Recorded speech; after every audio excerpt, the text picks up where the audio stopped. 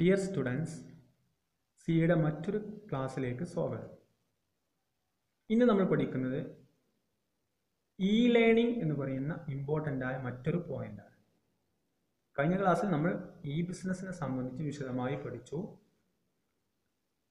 ഇന്ന് electronic learning, എന്താണ് electronic learning എന്ന് പറഞ്ഞാൽ ഇലക്ട്രോണിക് പഠനം, അതുപോലെ ഇലക്ട്രോണിക് ഇ ലേണിംഗ് ടൂൾസുകൾ ഏതൊക്കെയാണ്, അതിൻ്റെ അഡ്വാൻറ്റേജസ് എന്ത്, അതിൻ്റെ ലിമിറ്റേഷൻ എന്ത് എന്നുള്ള പോയിന്റുകളാണ് നമ്മൾ ഇന്ന് ഈ ക്ലാസ്സിൽ പഠിക്കുന്നത്. ഇന്ന് നമ്മൾ ഏറ്റവും കൂടുതൽ ഉപയോഗിച്ചു കൊണ്ടിരിക്കുന്ന ഒരു സിസ്റ്റമാണ് ഇ ലേണിംഗ്. അതെന്താണെന്നുള്ളത് നമുക്ക് വിശദമായി ഈ ക്ലാസ്സിലൂടെ പരിചയപ്പെടാം. ഓക്കെ, അപ്പോൾ നമുക്ക് ക്ലാസ്സിലോട്ട് പ്രവേശിക്കാം.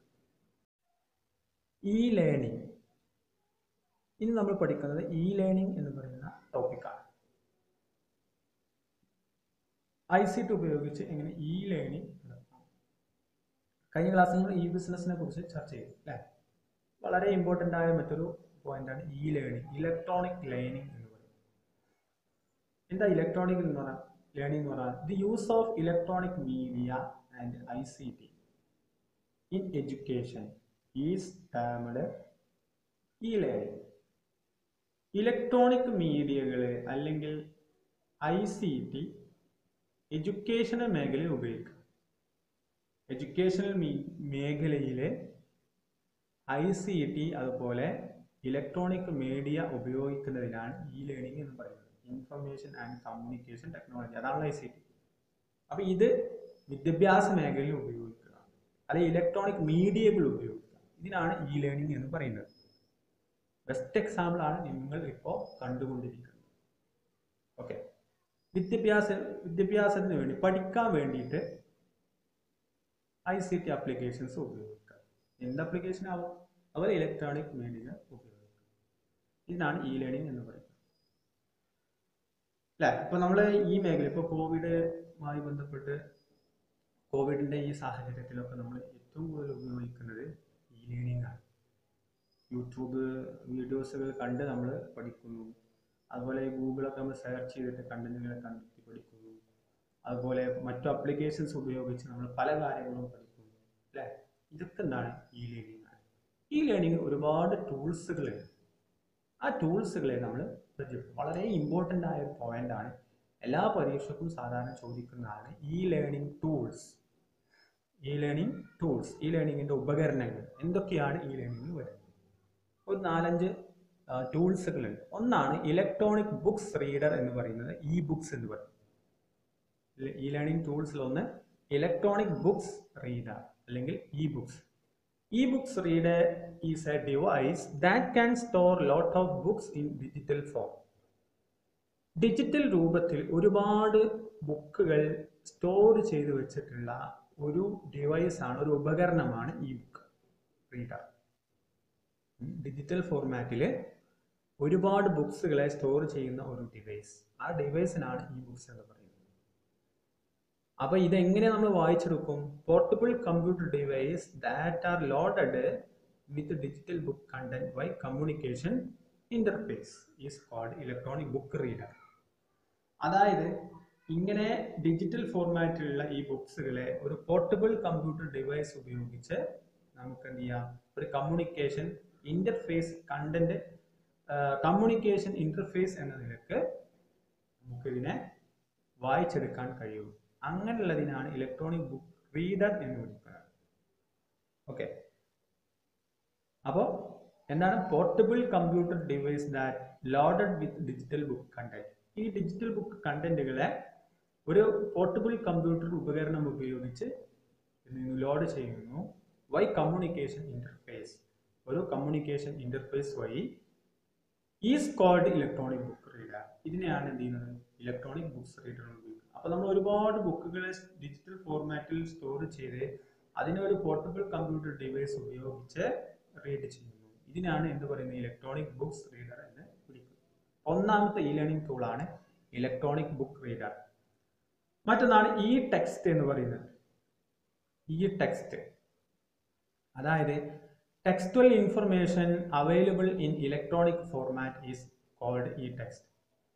ഒരു ടെക്സ്റ്റൽ ഇൻഫർമേഷൻ ആണ് available in electronic format. Electronic ഫോർമാറ്റിൽ ലഭ്യമായിട്ടുള്ള ടെക്സ്റ്റ് ഇൻഫർമേഷൻസുകളാണ് ഈ ടെക്സ്റ്റ് ഇൻഫർമേഷൻസുകൾ.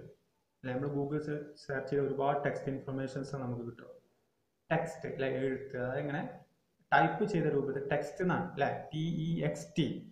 അങ്ങനെയുള്ള ഇൻഫർമേഷൻസുകളാണ് എന്ത് ഈ ടെക്സ്റ്റ്.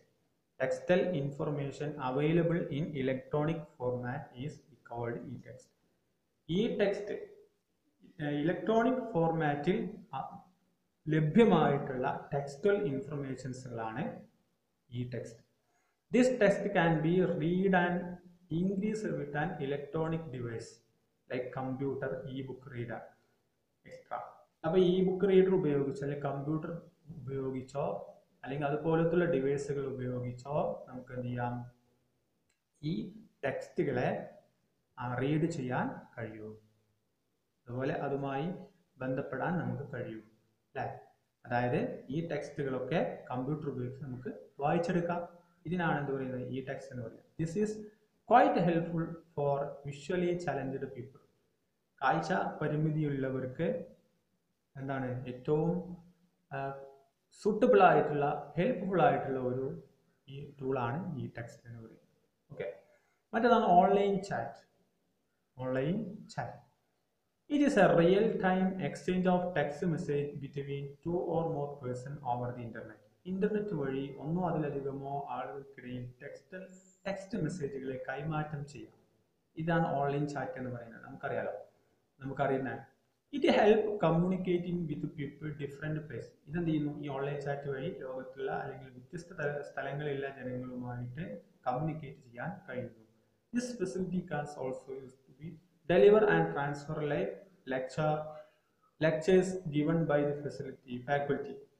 ഇതുവഴി എന്ത് ചെയ്യുന്നു, ലോകത്തിന്റെ വിവിധ ഭാഗങ്ങളിലുള്ള ഫാക്കൽറ്റികൾ ലെക്ചേഴ്സ് എന്ത് ചെയ്യും, അവരുമായി ബന്ധപ്പെടാൻ ഈ സൗകര്യം നമുക്ക് ഉപയോഗപ്പെടുത്താം. അപ്പോൾ ഓൺലൈൻ ചാറ്റ് വഴി നമുക്ക് എന്തെങ്കിലും ഒരു വിഷയത്തെക്കുറിച്ച് അറിയണമെങ്കിൽ എന്ത് ചെയ്യാം, ലോകത്തെ ഉള്ള അതുമായി ബന്ധപ്പെട്ട ടീച്ചേഴ്സിനെ അല്ലെങ്കിൽ ലെക്ചേഴ്സിനെ നമുക്ക് ഓൺലൈൻ വഴി മെസ്സേജുകൾ കൈമാറി ചാറ്റ് ചെയ്ത് വിവരങ്ങൾ അറിയാൻ കഴിയുന്നു.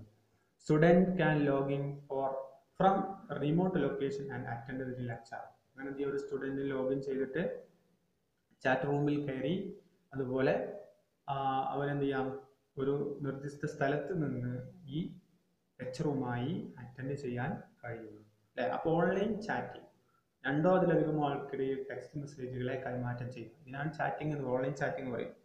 അപ്പോൾ ലോകത്തിന്റെ വിവിധ ഭാഗങ്ങളിലുള്ള ഒരു ലെക്ചേഴ്സുമായി സ്റ്റുഡൻറ്റിന് ഈ ഫെസിലിറ്റി ഉപയോഗിച്ച് ബന്ധപ്പെടാൻ കഴിയുന്നു. ഇതെന്താണ്, ഒരു ലേണിംഗ് ടൂളാണ്. അപ്പോൾ ഒന്ന് ഇലക്ട്രോണിക് ബുക്സ് റീഡർ, മറ്റൊന്ന് ടെക്സ്റ്റ്, മറ്റൊന്ന് ഓൺലൈൻ ചാറ്റ്. ഇനി മറ്റൊന്നാണ് കണ്ടന്റ് എന്ന് പറയുന്നത്. Content once prepared can be broadcasted through the television channel. അതുപോലെ webcasted or uploaded in website. നമ്മളിപ്പോൾ നടക്കുന്നത് കണ്ടന്റ് യൂട്യൂബ് വഴി നമ്മൾ ചെയ്യാറുണ്ട്, അപ്ലോഡ് ചെയ്യുന്നു, ടെലിവിഷൻ ചാനൽ വഴി ബ്രോഡ്കാസ്റ്റ് ചെയ്യുന്നു, അല്ലെങ്കിൽ വെബ്കാസ്റ്റ് ചെയ്യുന്നു. ഇവയൊക്കെ ഇങ്ങനെ ഉള്ള കണ്ടന്റുകളാണ് content. Content once prepared can be broadcasted through television channel. Television channel വഴി വരുന്ന ബ്രോഡ്കാസ്റ്റ് ചെയ്യുന്ന കണ്ടന്റുകളാണ് കണ്ടന്റുകൾ അല്ലേ. അതുപോലെ വെബ്കാസ്റ്റഡ് വെബ്സൈറ്റ് വഴി വരുന്നത്, അതുപോലെ അപ്ലോഡ് ഇൻ വെബ്സൈറ്റിൽ അപ്ലോഡ് ചെയ്യും. Upload content can be download, viewed and saved for future reference. നമുക്ക് എന്ത് ചെയ്യാം, അപ്ലോഡ് ചെയ്ത കണ്ടന്റുകളൊക്കെ നമുക്ക് ഡൗൺലോഡ് ചെയ്യാം, വ്യൂ ചെയ്യാം, അതുപോലെ നമുക്ക് പിന്നീട് ഉപയോഗിക്കാൻ വേണ്ടിയിട്ട് അതൊക്കെ സേവ് ചെയ്ത് വെക്കാം അല്ലേ. ഇങ്ങനെയുള്ള ഒരു ടൂളാണ് കണ്ടന്റ്. ഇപ്പോൾ നമ്മൾ യൂട്യൂബ് ഒക്കെ ഉപയോഗിച്ച് നമ്മളൊരു വീഡിയോ വ്യൂ ചെയ്യുകയാണ്, ഡൗൺലോഡ് ചെയ്യുകയാണ്, അല്ലെങ്കിൽ അങ്ങനെയുള്ളത് ഒക്കെ എന്താണ്, അപ്ലോഡ് ചെയ്യുകയാണെങ്കിൽ അവിടെ വരുന്ന ലേണിംഗ് ടൂൾ കണ്ടന്റ് ആണ്. ഓക്കെ, അപ്പോൾ നമ്മൾ യൂട്യൂബിൽ കാണുന്ന വീഡിയോ കണ്ടന്റ് ആണ്. ഓക്കെ, മറ്റൊന്നാണ് educational T V channel. There are the many telecasting or webcasting channels which are dedicated for e-learning purpose. Learning purpose ഉദ്ദേശം വെച്ചിട്ട് ഒരുപാട് വെബ് കാസ്റ്റിംഗ് അല്ലെങ്കിൽ ടെലികാസ്റ്റിംഗ് ചാനൽസുകൾ ഇന്ന് ലഭ്യമാണ്. അല്ലേ? Thus, channels broadcast a recorded class on the various subjects and interview with the expert and lab experiment. അതായത് ഈ ചാനലുകളൊക്കെ എന്ത് ചെയ്യുന്നു, റെക്കോർഡ് ക്ലാസ്, ഒരു വ്യത്യസ്ത വിഷയങ്ങളിലുള്ള റെക്കോർഡ് ക്ലാസ്സുകളാണ് എന്ത് ചെയ്യുന്നത്, ബ്രോഡ്കാസ്റ്റ് ചെയ്യുന്നത്. അതുപോലെ ഒരു വിഷയത്തിൽ എക്സ്പേർട്ട് ആയിട്ടുള്ള ആളുകളുമായിട്ടുള്ള ഇന്റർവ്യൂകളെ, അതുപോലെ ലാബ് എക്സ്പെരിമെന്റുകളെ, ഇവയൊക്കെ എന്ത് ചെയ്യുന്നു, ഇത്തരത്തിലുള്ള ചാനലുകളിൽ ബ്രോഡ്കാസ്റ്റ് ചെയ്യുന്നു. അല്ലേ?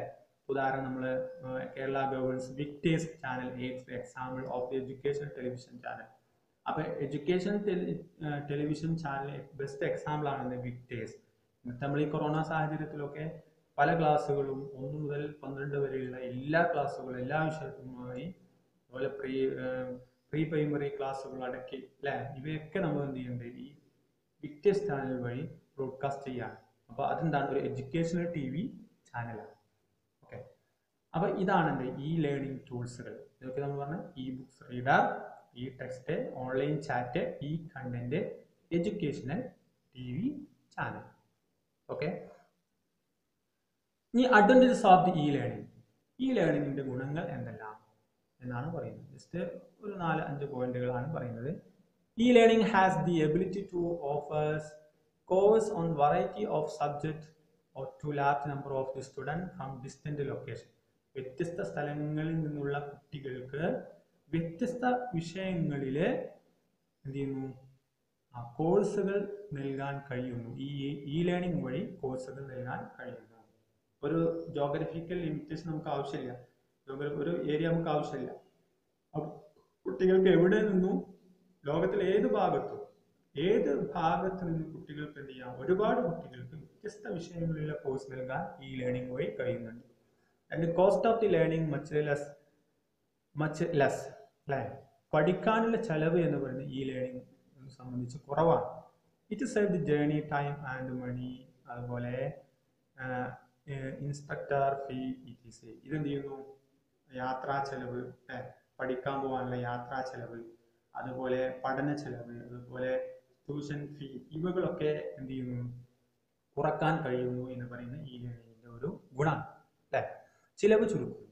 അല്ലെ, മറ്റൊന്നാണ് people the limited financial resource are very much supported by the lower cost of the learning. ഈ കോസ്റ്റ് കുറക്കുന്നത് കൊണ്ട് സാമ്പത്തികമായി പിന്നോക്കം നിൽക്കുന്ന ആളുകൾക്ക് സപ്പോർട്ടായിട്ടുള്ള ഒന്നാണ് ഈ ലേണിംഗ്. അല്ലെ, സാമ്പത്തികമായി പിന്നോക്കം നിൽക്കുന്ന ആളുകളെ സപ്പോർട്ട് ചെയ്യുന്ന ഒരു സിസ്റ്റമാണ് ഈ ലേണിംഗ്. അല്ലേ, അപ്പോൾ ഈ ലേണിംഗിന്റെ കോസ്റ്റ് കുറഞ്ഞത് കൊണ്ടാണ് യാത്ര ചെയ്യേണ്ട, അതുപോലെ ഫീസ് വേണ്ട, അതുപോലെ സമയം ലാഭിക്കാം പോലുള്ളതൊക്കെ ഉള്ളത് കൊണ്ട് എന്ത് ചെയ്യാം, ഈ സാമ്പത്തികമായി പിന്നോക്കം നിൽക്കുന്ന ആളുകൾക്ക് ഏറ്റവും വലിയ സപ്പോർട്ടർ ആയിട്ടുള്ള സിസ്റ്റമാണ് ഈ ലേണിംഗ്. അത് it provide facility to do online courses.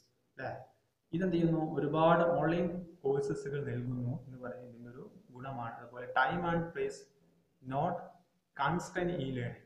ഈ ലേണിംഗ് നമ്മൾ ഉപയോഗിച്ച് നമ്മൾ പഠിക്കുകയാണെങ്കിൽ അവിടെ എന്ത് വേണ്ട, ഒരു നിശ്ചിത സമയം നമുക്ക് ആവശ്യമില്ല, ഒരു നിശ്ചിത സ്ഥലം നമുക്ക് ആവശ്യമില്ല. സ്ഥലവും സമയവും പരിഗണിക്കേണ്ട ആവശ്യമില്ല.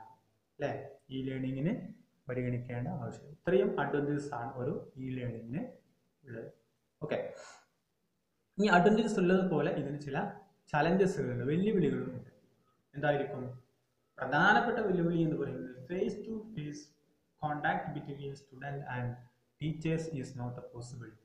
കുട്ടികളും വിദ്യാർത്ഥികൾക്കും ഇടയിലുള്ള ഫേസ് ടു ഫേസ് കോണ്ടാക്ട് നഷ്ടപ്പെടുന്നു എന്ന് പറയുന്നത് അത് സാധ്യമല്ല. അല്ലെ, നമ്മളിങ്ങനെ ഓൺലൈൻ വഴി വീഡിയോ കണ്ട് നമ്മൾ പഠിക്കുമ്പോൾ അതിന് കുറേ ലിമിറ്റേഷൻസ്. അല്ലെ, ഫേസ് ടു എപ്പോഴും നമ്മളൊരു പഠനം ഫേസ് ടു ഫേസ് ആണ്, മുഖത്ത് മുഖം, കുട്ടികളും അധ്യാപകരും മുഖം നോക്കി പഠിക്കുന്ന സംവിധാനമാണ് എപ്പോഴും വേണ്ടത്. അതിവിടെ ഇ ലേണിംഗ് വഴി നഷ്ടപ്പെടുന്നു, അത് സാധ്യമല്ല എന്ന് പറയുന്നത് ഒരു ചലഞ്ചാണ്. അതുപോലെ proper interaction among the teachers and students are often limited due to the lack of the infrastructure facilities. അല്ലെ, അതായത് വേണ്ട വിധത്തിലുള്ള സൗകര്യമില്ലാത്ത കാരണത്താൽ വിദ്യാർത്ഥികളും കുട്ടികൾക്കും ഇടയിലുള്ള എന്താണ് ഇന്ററാക്ഷൻ, അതെന്താണ് പ്രോപ്പറായിട്ട് വേണ്ട വിധത്തിൽ നടക്കാതെ വരുന്നു. ചിലപ്പോൾ നമ്മൾ സൂം വഴിയായിരിക്കും നമ്മൾ എന്ത് ചെയ്യുന്നത്, ഇൻട്രാക്ട് ചെയ്യുന്നത്, അല്ലെങ്കിൽ ഗൂഗിൾ മീറ്റ് വഴി അല്ലെങ്കിൽ മറ്റോ മീഡിയ ഉപയോഗിച്ചായിരിക്കും നമ്മൾ ഇൻട്രാക്ട് ചെയ്യുന്നത്. അവിടെയൊക്കെ ഒരു ലിമിറ്റ് ഉണ്ട് അല്ലേ? ഒരുപാട് ലിമിറ്റ് എന്ന് വെച്ചാൽ ഒരുപാട് ലിമിറ്റുകളുണ്ട്. ഇപ്പോൾ ഒരു നിശ്ചിത സമയമായിരിക്കാം, അല്ലെങ്കിൽ എന്താ പറയുക, ഇന്റർനെറ്റിന്റെ അവൈലബിലിറ്റി ആവാം, എന്തായാലും ഒരു ലിമിറ്റ് വരുന്നുണ്ട്. അപ്പോൾ പ്രോപ്പറായിട്ടുള്ള ഒരു ഇൻട്രാക്ഷൻ കുട്ടികൾക്കും അതുപോലെ ടീച്ചേഴ്സിനും ഇടയിൽ നടക്കുന്നില്ല എന്ന് പറയുന്നത് ഇതിൻ്റെ ഒരു ചലഞ്ചസ് ആണ്. അതെന്തായാലും കാരണം പറയുന്നുണ്ട്, equipments and technology requirement restrict adoption two of E learning. ടെക്നോളജിയുടെ ഉപകരണവും അതുപോലെ ടെക്നോളജികളും, അത് കമ്പ്യൂട്ടർ ആവാം, high speed internet equipments, restrict adoption of E learning, ഈ ഇ ലേണിങ്ങിനെ എന്ത് ചെയ്യുന്നുണ്ട്, അത് ബാധിക്കുന്നുണ്ട് അല്ലെ? ഉപകരണങ്ങളുടെയും കമ്പ്യൂട്ടറിന്റെയും ലഭ്യത അല്ലെ? ഇ ലേണിംഗ് വഴി നമ്മൾ പഠിക്കുമ്പോൾ ചിലപ്പോൾ കമ്പ്യൂട്ടർ അല്ലെങ്കിൽ ഡിവൈസസുകൾ വേണ്ടി വരും, അല്ലെങ്കിൽ ഹൈ സ്പീഡ് ഇന്റർനെറ്റ് വേണ്ടി വരും. ഇതെന്ത് ചെയ്യുന്നു, ഇവയ്ക്കൊരു ഇല്ലായ്മ എന്ന് പറയുന്നത് ഇ ലേണിങ്ങിനെ അത് ബാധിക്കാറുണ്ട്. അതുപോലെ learners who required constant motivation may not be serviced adeptly. അതായത് ഈ ഒരു ഇ ലേണേഴ്സിന് എന്ത് ചെയ്യുന്നില്ല, ഒരു മോട്ടിവേഷൻ ക്ലാസ് പോലെ, അല്ലെങ്കിൽ മോട്ടിവേഷൻ ഒരു എന്താ പറയുക, ഒരു വിഷയത്തെക്കുറിച്ചുള്ള ഒരു മോട്ടിവേഷൻ അത് കിട്ടാതെ പോകുന്നു എന്ന് പറയുന്നത് ഇതിൻ്റെ ഒരു ചലഞ്ചസ് ആണ്. അതുപോലെ hands and practicals and in real laboratory scenario is also constrain in learning. അതുപോലെ പ്രാക്ടിക്കൽ ക്ലാസ്സുകളെ, അതുപോലെ ലബോറട്ടറി എക്സ്പെരിമെന്റുകളെ, ഇവയൊന്നും ഈ ഇ ലേണിംഗ് വഴി സാധ്യമാക്കാൻ കഴിയില്ല എന്ന് പറയുന്നത് ഈ ചലഞ്ച്. ചില പല വിഷയങ്ങളിലും എന്ത് ചെയ്യുന്നു, പ്രാക്ടിക്കൽസ് വേണ്ടി വരും, പ്രാക്ടിക്കൽ ക്ലാസ്സുകൾ വേണ്ടി വരും, അതുപോലെ ലബോറട്ടറി എക്സ്പെരിമെന്റുകൾ ചെയ്യേണ്ടി വരും അല്ലെ? മെഡിസിൻ ആണെങ്കിലും മെഡിക്കൽ ഫീൽഡിലൊക്കെ ഈ ലേണിംഗ്സുകളൊക്കെ ആണെങ്കിൽ ഇത്തരം പ്രാക്ടിക്കൽ ആയിട്ടുള്ള വർക്കുകൾ അത്യാവശ്യമാണ്. ഇതൊന്നും ഈ ലേണിംഗ് വഴി സാധ്യമാകുന്നില്ല എന്ന് പറയുന്നത് ഇതിന്റെ ചലഞ്ചസ് ആണ്. ഓക്കെ, അപ്പൊ ഇത്രയും ചലഞ്ചസ് ആണ് ഇ ലേണിംഗിനുള്ളത്, ഓർത്ത് നോക്കാം. അപ്പൊ അഡ്വാൻറ്റേജസ് ഉള്ളതുപോലെ തന്നെ ഇ ലേണിംഗിന്റെ ചലഞ്ചസുകളും ഉണ്ട്. ഓക്കെ, യൂസ്ഫുൾ ആയിട്ടുള്ള ഇ ലേണിംഗ് വെബ്സൈറ്റുകളാണ് പറയുന്നത്. ജസ്റ്റ് ഒന്ന് ഓർത്ത് വെക്കുക. Address of the website, purpose നമ്മൾ കഴിഞ്ഞ ക്ലാസ്സിലൊക്കെ പറഞ്ഞതുപോലെ ഇഗ്നോ ഓൺലൈൻ, അതുപോലെ NPTEL, അതുപോലെ NCERT, അതുപോലെ സ്പോക്കൺ ട്യൂട്ടോറിയൽ, അതുപോലെ school.com, അങ്ങനെ ഒരുപാട് സൈറ്റുകളിൽ നിന്ന് ജസ്റ്റ് ഒന്ന് ഓർത്ത് വെക്കുക. ഓക്കെ, ഇത്രയാണ് നമുക്ക് ഇ ലേണിങ്ങിനെ കുറിച്ച് പഠിക്കാനുള്ളത്. അപ്പം എന്താണ് ഇ ലേണിംഗ്, ഇ ലേണിംഗ് ടൂൾസുകൾ ഏതൊക്കെ, അതിൻ്റെ അഡ്വാൻറ്റേജസ് ഏതെന്താണ്, അതിൻ്റെ ലിമിറ്റേഷൻ ചലഞ്ചസുകൾ എന്താണ്, അതുപോലെ ഇ ലേണിംഗ് വെബ്സൈറ്റ്, ഇത്രയാണ് നമ്മൾ ഈ പോയിന്റിനെ കുറിച്ച് പഠിക്കുന്നത്. ഇത്രയും കാര്യങ്ങൾ മനസ്സിലാക്കുക, പഠിക്കുക. വീണ്ടും നമുക്ക് മറ്റൊരു ക്ലാസ്സിൽ കാണാം. Good bye.